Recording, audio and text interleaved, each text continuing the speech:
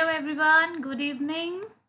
Last time we have studied positive population interactions. Today we will study negative population interactions, okay? So let's understand what are negative interactions, okay? So negative interactions are the ones in which one or both the interacting species is harmed in any way during their life period. ठीक है, मतलब कि negative interactions जो हैं उसमें क्या होगा, जो भी स्पीशीज़ का लाइफ पीरियड है, लाइफ टाइम है उसका, उसमें जब दो स्पीशीज़ आपस में इंटरैक्ट करेंगी तो दोनों में से या तो दोनों की दोनों या दोनों में से कोई एक स्पीशीज़ जो है वो क्या होगी, हार्म होगी. ठीक है, तो जहाँ पे हार्म होगा वो इंटरैक्शंस क्या हो जाती है, नेगेटिव इंटरैक्शंस.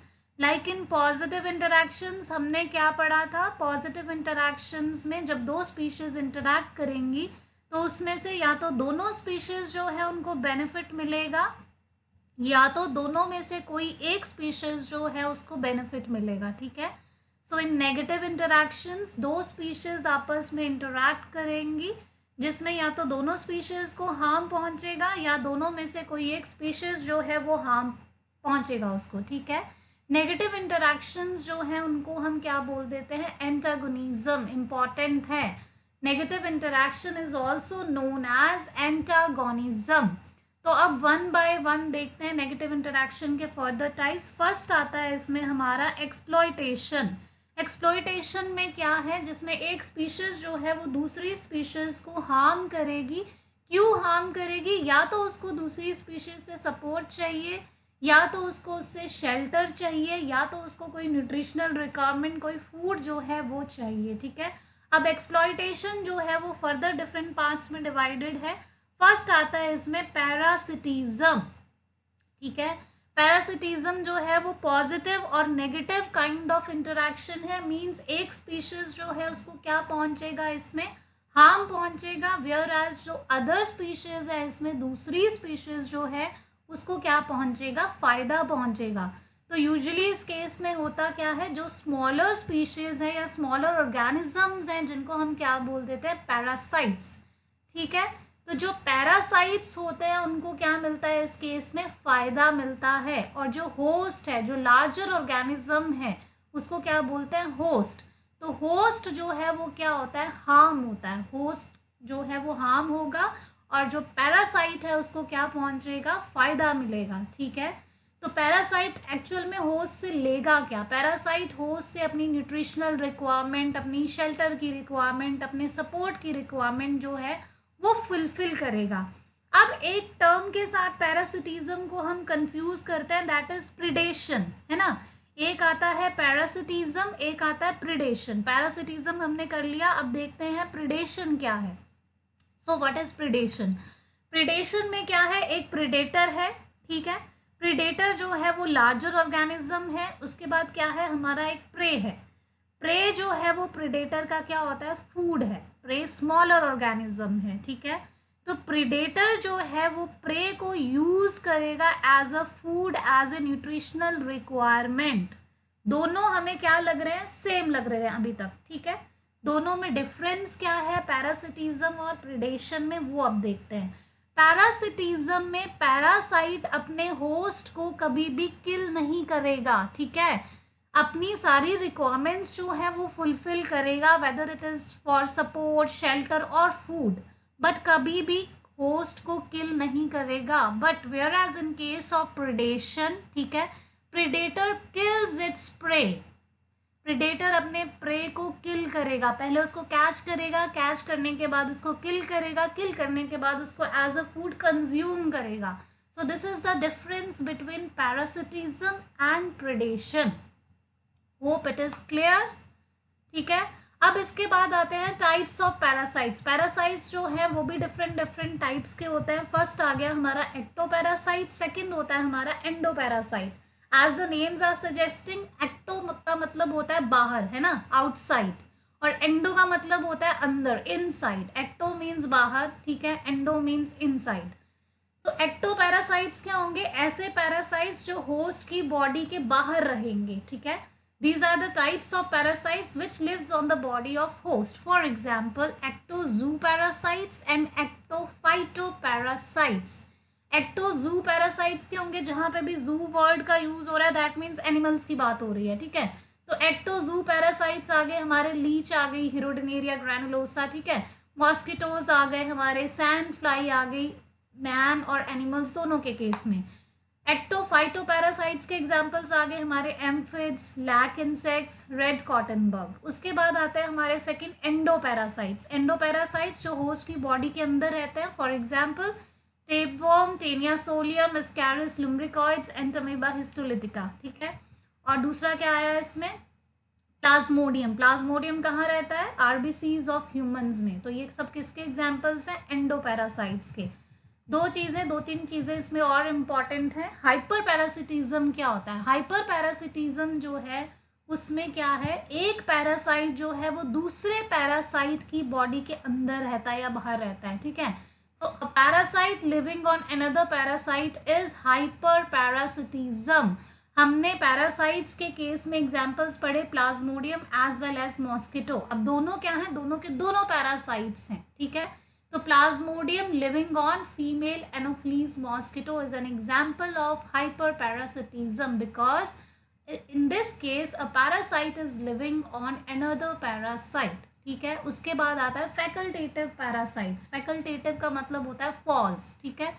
तो अब इसमें क्या है, फैकल्टेटिव पैरासाइट में जब एक ऑर्गेनिज्म अपने होस्ट के साथ एसोसिएशन में प्रेजेंट है तब तो वो पैरासाइट बन के रहेगा। जैसे ही वो अपने होस्ट की एसोसिएशन से फ्री हुआ तब वो पैरासाइट बन के नहीं रहेगा, वो अपनी फ्री लाइफ जो है वो स्पेंड कर सकता है। मतलब यहाँ पे होस्ट और पैरासाइट का लाइफ लॉन्ग कनेक्शन जो है वो रिक्वायर्ड नहीं है। जब रिक्वायरमेंट है तब वो एसोसिएशन में आएंगे, जब उनका मोटिव फुलफिल हो जाएगा तब वो एक दूसरे के साथ क्या हो जाएंगे, सेपरेट हो जाएंगे। एग्जाम्पल क्या आ जाएगा इस केस में, सूडोमोनास, ठीक है। उसके बाद आता है ओब्लिगेटरी पैरासाइट्स। अब ओब्लिगेटरी पैरासाइट्स क्या है, लास्ट क्लास में भी हमने पढ़ा था। ऑब्लिगेटरी का मतलब होता है ऑब्लिगेशन, कंपल्शन, कि दोनों ऑर्गेनिज्म को एक साथ रहना क्या है, कंपल्सरी है, ठीक है। तो ऑब्लिगेटरी पैरासाइट क्या हुए, ऐसे ऑर्गेनिजम्स हैं जो दूसरे ऑर्गेनिज्म से अपनी फूड की रिक्वायरमेंट को फुलफिल करेंगे और साथ में रहना इनका ज़रूरी है। नहीं साथ में रहेंगे तो they won't be able to survive in the nature. For example your flatworm, tapeworm and roundworm. उसके बाद आते हैं हमारे होलो पैरासाइट्स। होलो का मतलब होता है होल, होल मीन्स पूरा का पूरा, WHOLE, होल, कंप्लीट, है ना। तो अब इसमें क्या है, ये एक ऐसे पैरासाइट्स हैं जो कंप्लीटली होस्ट के ऊपर डिपेंड रहते हैं अपनी रिक्वायरमेंट्स को फुलफिल करने के लिए, ठीक है। For example Rafflesia which is a total root parasite and Cuscuta which is a total stem parasite. Then आता है हमारा हेमी पैरासाइट्स। हेमी का मतलब हमें पता है, हेमी क्या होता है, हाफ, ठीक है, मीन्स पार्शियल। अब यहाँ पे क्या है, ये एक ऐसा पैरासाइट है जो अपने होस्ट के ऊपर डिपेंड है बट फुली डिपेंड नहीं है, पार्शियल वे में, हाफ वे में उसके ऊपर अपनी रिक्वायरमेंट को फुलफिल करने के लिए डिपेंड है बट टोटली उसके ऊपर डिपेंडेंसी जो है इस केस में नहीं है। एग्जाम्पल क्या आ जाएगा, Viscum on oak, Loranthus on mango, दोनों क्या हैं, स्टेम पैरासाइट्स हैं। देन सेंटिलम, सेंटिलम क्या है, पार्शियल रूट पैरासाइट है, ठीक है। देन हमारा सेकंड आता है इस केस में प्रिडेशन। एक्सप्लॉयटेशन में हमने एक क्या पढ़ा,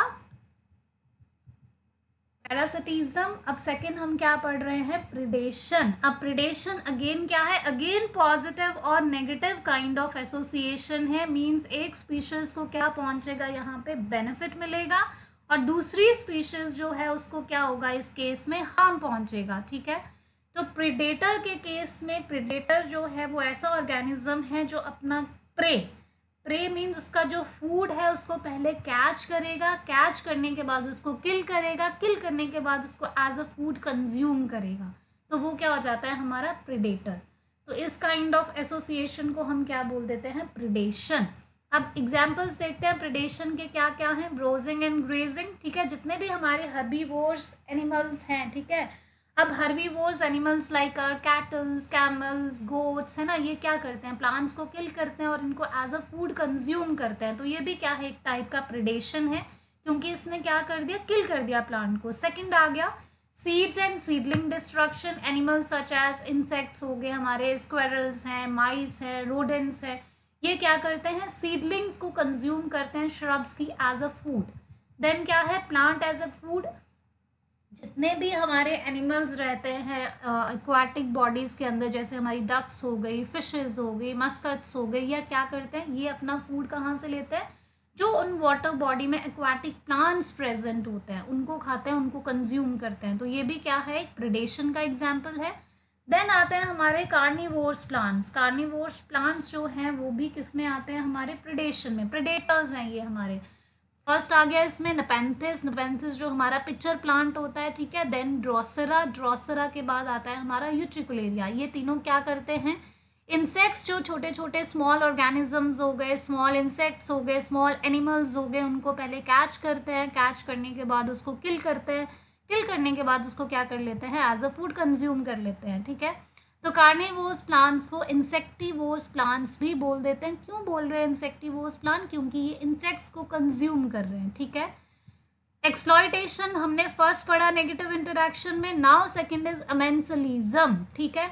अब एक बहुत बड़ी कंफ्यूजन इसमें आती है, कई बार हमें पता नहीं चलता है कि कमेंसलिज्म क्या है और अमेंसलिज्म जो है वो क्या है, कौन सा इसमें पॉजिटिव इंटरैक्शन में इंक्लूड करेंगे, कौन सा नेगेटिव इंटरैक्शन में इंक्लूड करेंगे। तो एक छोटी सी ट्रिक बताती हूँ, hope it will work for you. तो अमेंसलिज्म का फर्स्ट लेटर क्या है, ए, है ना, A is the first letter of amensalism, और ए से ही क्या होता है हमारा एनोड। एनोड क्या होता है, नेगेटिव। तो ये कैसी टाइप की इंटरेक्शन हुई, नेगेटिव। और कमेंसलिज्म में क्या है, कमेंसलिज्म का फर्स्ट लेटर क्या है, सी। और कैथोड में भी क्या होता है, फर्स्ट लेटर सी। तो कैथोड क्या होता है हमारा, पॉजिटिव। तो वो कैसी टाइप की इंटरेक्शन हुई, पॉजिटिव इंटरेक्शन। अब अमेंसलिज्म क्या है, amensalism is a type of interaction in which one species is inhibited by toxic secretion of another species. अब यहाँ पे क्या हो रहा है, एसोसिएशन है, दो स्पीशीज के बीच में इंटरेक्शन है, ठीक है। अब एक स्पीशीज क्या कर रही है, दूसरी स्पीशीज के लिए एक टॉक्सिक केमिकल या एक टॉक्सिन जो है वो सिक्रीट कर रही है। क्यों सिक्रीट कर रही है, सो दैट उसकी ग्रोथ जो है वहाँ पे वो रुक जाए। अब जिसने टॉक्सिन सिक्रीट किया उसको तो ना तो कोई फायदा मिलेगा, उसको ना तो कोई हार्म पहुंच रहा है, पर जिसकी बॉडी पे वो टॉक्सिन गया ऑब्वियसली उसको क्या पहुंचेगा, हार्म पहुंचेगा।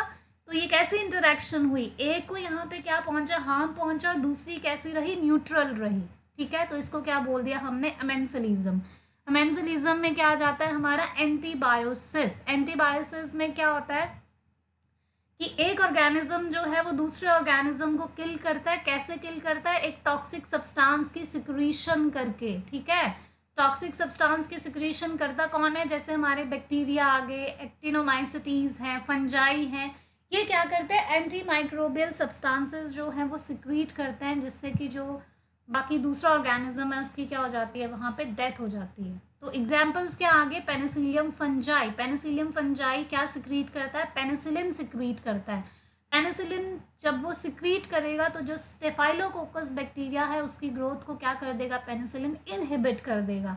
तो जिसने टॉक्सिन सिक्रीट किया उसको तो कोई फर्क नहीं पड़ा, पर जिसकी बॉडी पे वो सिक्रीट हुआ उसकी ग्रोथ क्या होगी, रुक गई वहाँ पे, तो उसको क्या पहुँचा, हार्म पहुँचा।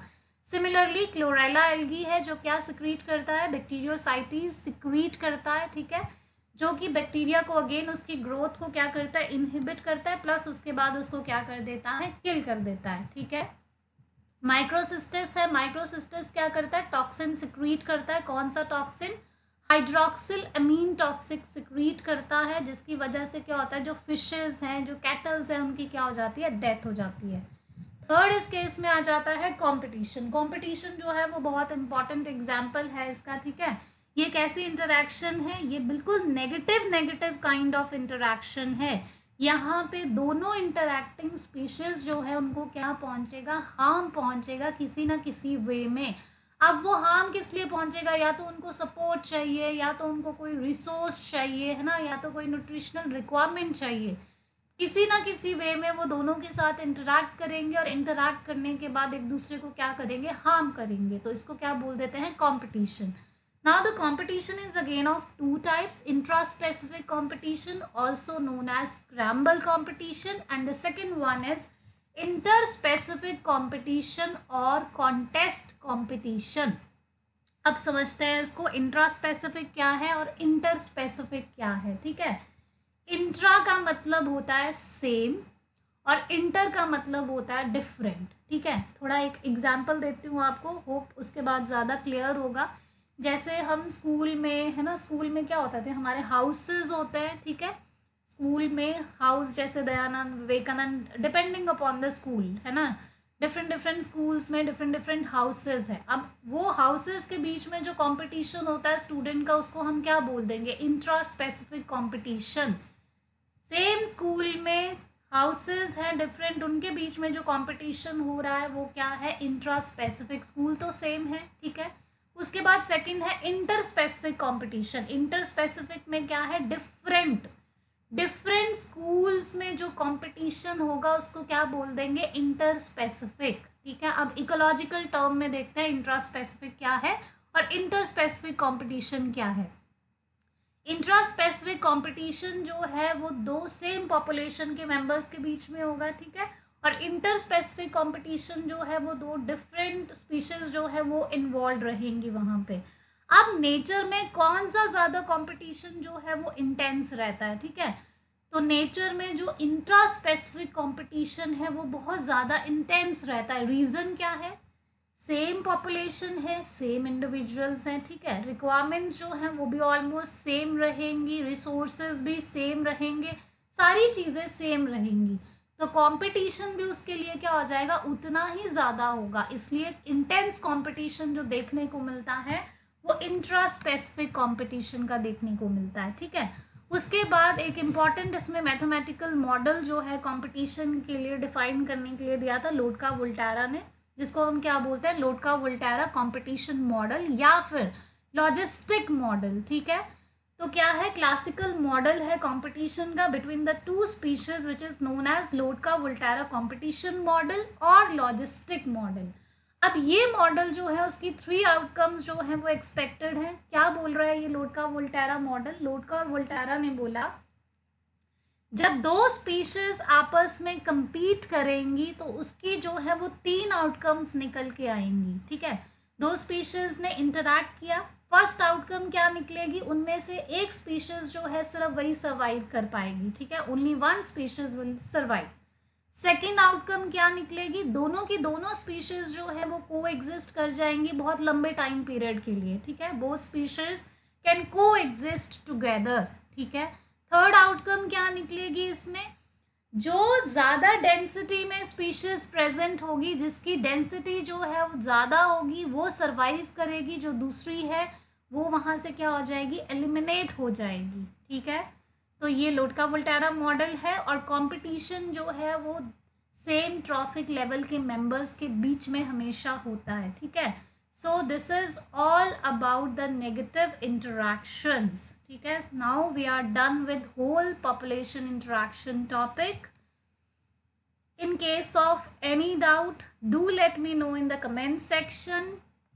Okay, thank you, bye, have a good day.